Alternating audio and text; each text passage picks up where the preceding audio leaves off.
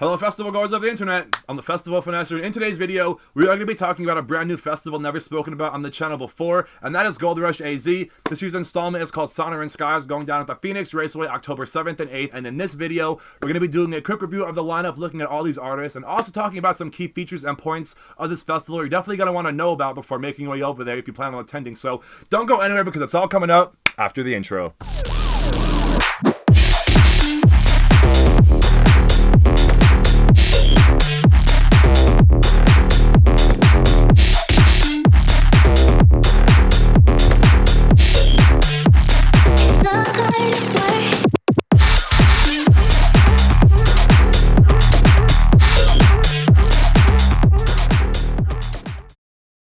Finesse gang, can I get a yer? What is good, everybody? Welcome back to another video. For those who are new here and don't know me, what's good? I'm the Festival Finesser. I'm a videographer, content creator, and DJ. This is my YouTube channel that revolves around music festivals and live going experiences with a focus and concentration on dubstep and rhythm. In today's video, we are going to be talking about Goldrush, Sonoran Skies, and doing a little review of the lineup. But before we do that, I want to talk about some key points and features that are pretty cool and things you want to know before going to this festival. I have never been, and I am doing this lineup review with the hopes of being able to go and share the experience. This festival has been on my radar for quite some time, and the biggest reason I know about it is because I'm actually on a media list and I'm always getting reminders and notifications and opportunities to go. I could potentially be going. I'm not sure if I'm going to be able to because it is the week after Lost Lands, but it is something that I definitely want to go to. It does look really sick. It is a 2-day massive city fest going down at the Phoenix racetrack. We have 10 bass artists, at least in my opinion, 10 bass artists and 14 house artists. Not too much in between, relatively speaking. And this festival features what I could find 4 stages. It's not really clearly marked on the website or anything.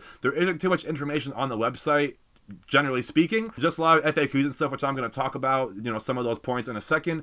But the 4 stages I saw were 2 outdoor main stages and then 1 indoor stage as well, followed by a smaller, what looks like a local stage. So the doors open for this festival at 5 o'clock each day, and the festival ends at 2 o'clock, so it's roughly 8 hours or so. And with the festival starting at 5 p.m., I'm definitely going to be there at, like, right when the doors start. I'm going to try and be there as early as I can, I feel like, because I'm used to festivals starting at like 12 o'clock, you know, 1 o'clock, 2 o'clock. So to have the festival start as the sun is setting, I feel like it's pretty cool. And I imagine it's probably because of the heat and things like that. It'd probably be really fucking, I don't even know actually in October in Arizona. I have no idea. But that's really cool just because you have more nighttime sets and, you know, just later night. A lot of the festivals, like I said, I'm used to are like 12 to 12 or 12 to 11. So it is a bit of a shorter fest, but it is in the night time for the most part, you know, sunset sets and beyond. So that's going to be a whole vibe and at least a lot of really cool nighttime vibes, I would imagine. There is also, I saw from pictures and the videos, it is kind of immersive and they have like characters walking around and it's kind of like cowboy themed and Goldrush, you know, that is like the whole theme. I guess, again, my history is not that good. Did the Goldrush even happen in Arizona? I guess, right? If this is where the festival is happening. Again, there's not much information on the website, so I'm going based on pictures, videos, recaps, and whatever I could find online in the FAQs. So this was FAQ information. The doors are at 5. It ends at 2. Another thing that I thought was info from the FAQ is parking is available on site for free at the Phoenix Raceway at no charge, for free. I said it already. No charge. Gotta emphasize it because that's fucking cool. I'm used to, again, paying $20, $30, $40 for parking at a festival, so I want to emphasize no charge for parking. But I will also emphasize it's looking like a cash-free event. There are no ATMs on site, and the festival vendors are not taking cash. It is a debit or credit card-only event. And the last thing I thought was pretty interesting from the FAQs is that there are no totems allowed in the event at all.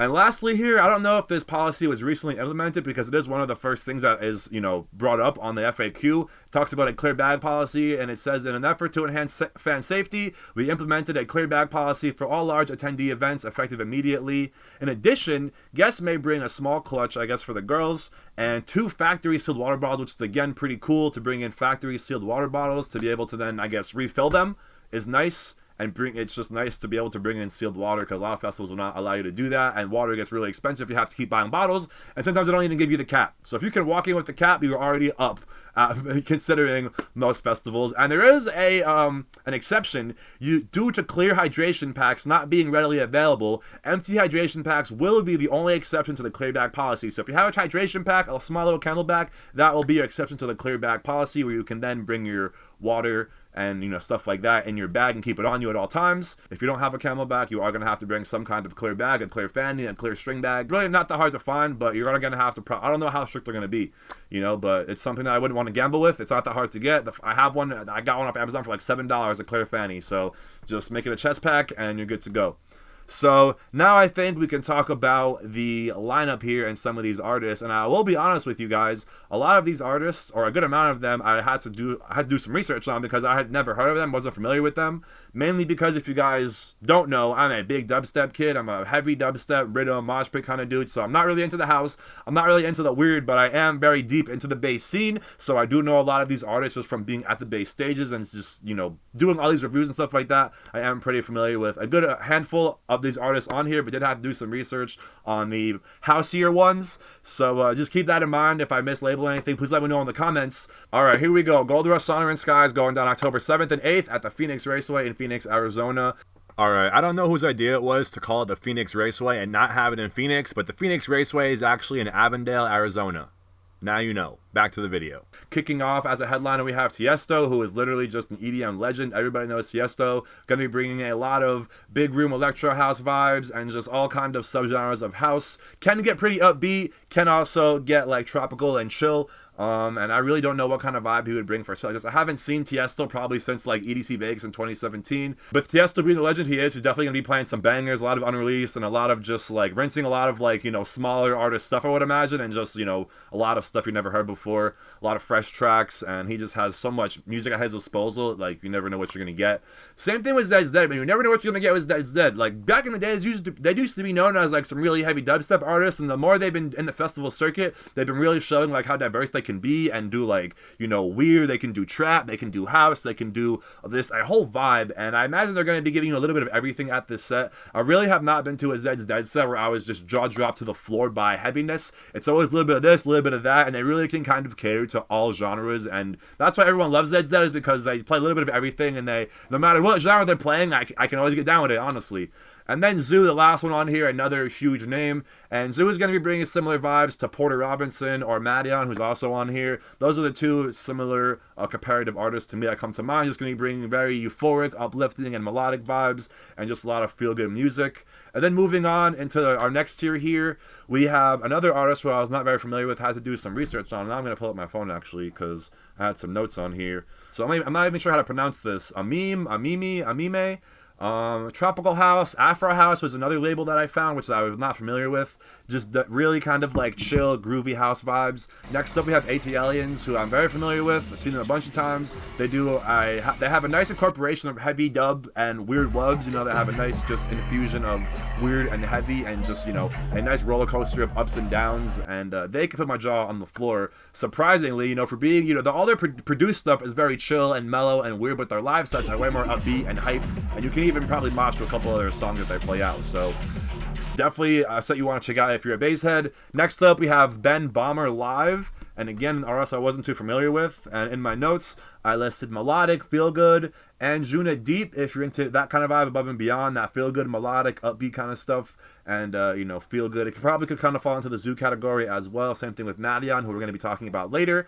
Blondish, a female who I had to do some research on as well. Very tropical, tech housey kind of vibe, real chill, dancey, very mellow, not too like upbeat. Next up, we have Bo, I think that's how you pronounce it, or Boo. And this is straight DMB vibes, so if you're into DMB, that is probably the biggest dose of DMB you're going to get on this lineup. I feel like some of the bass artists as well might throw in some DMB as well, but for the most part, like, that is going to be a straight DMB set, I would imagine. Next up, we have Brondo, who's going to be giving you straight heavy dubstep. And that's really all I need to say about that. High energy, and he is a character. His stage presence is awesome, and he is definitely going to put on a good set.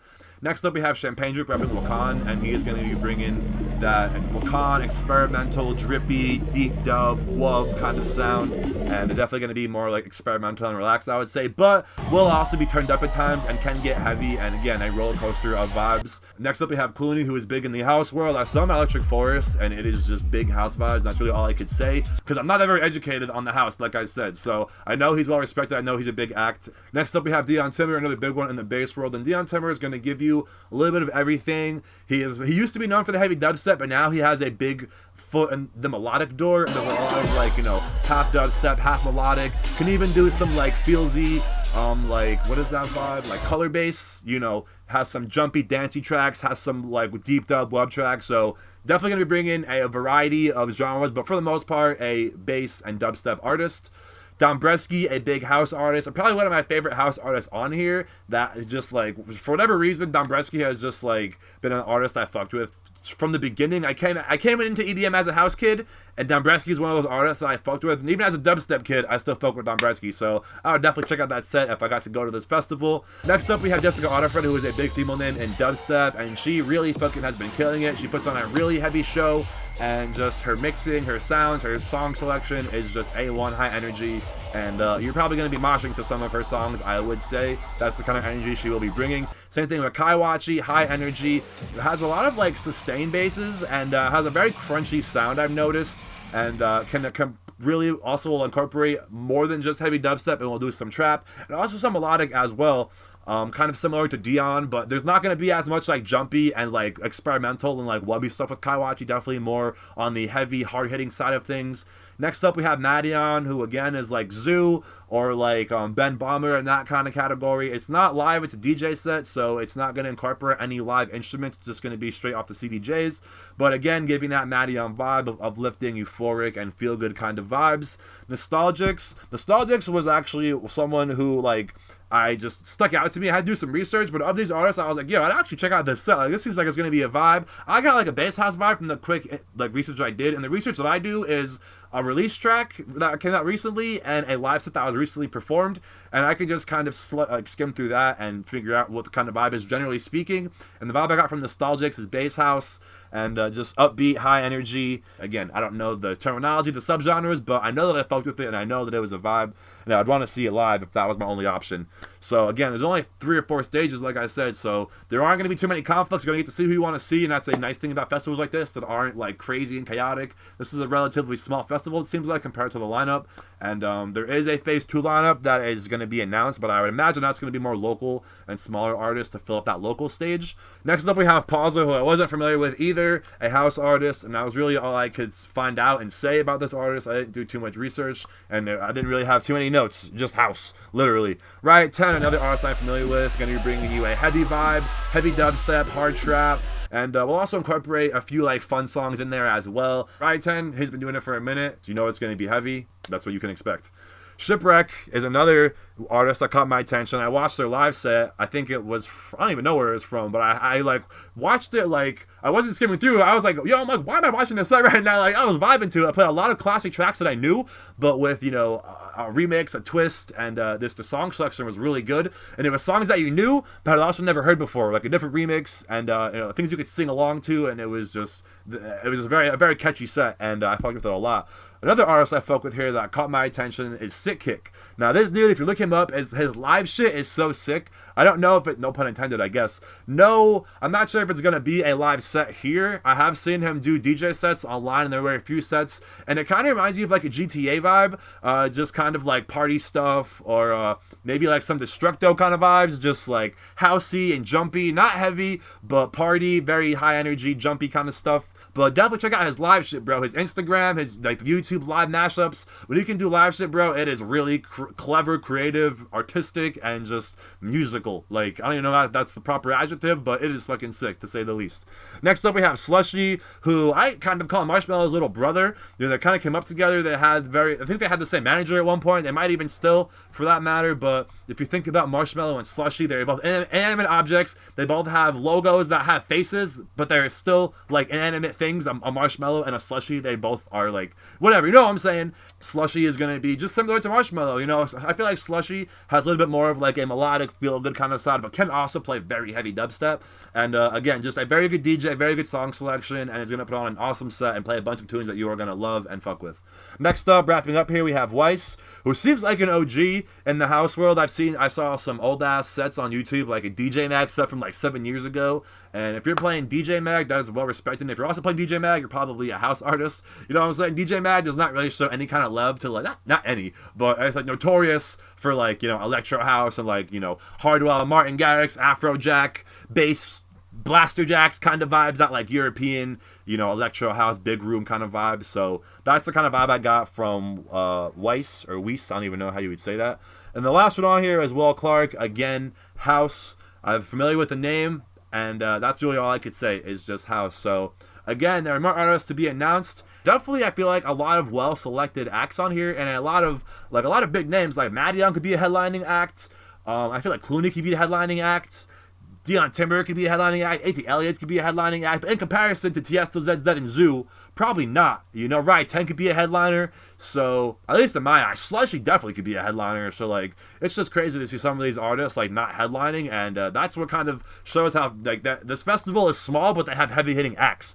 Not necessarily heavy-hitting in regards to music, but in regards to fans, numbers, and just, you know, musically gifted, you know. So definitely a well-rounded lineup, definitely diverse. You got a little bit of weird with like Champagne Drip and ATLiens. You got your heavy with Jessica Audiffred and Wachi. Dion Timer kind of being your wild card. Bow with the drum and bass. Then you have your feel-good stuff for the house. Böhmer, Madeon, Zoo. I would definitely try and go. It's gonna be hard to swing, and you know, flights to Arizona are mad expensive. It was like $500 last time I went there to play. If you guys want to see, last time I went to Arizona, you can check out that vlog from when I played the grocery bash. I put a little description video clip thing in the top here. So that was the end of this video, guys. Thank you all for watching. I'm not sure if I'm going to be going, like I said, due to how busy I'm going to be at the end of September, but I end the festival Finesser, and finessing is part of my title. So we'll see what we can do. If you guys want me to come, let me know in the comments, and the more love and the more support I have, the more likely I am to come. So thank you again for watching. I'll see you in the next one very soon. Peace out. Love y'all.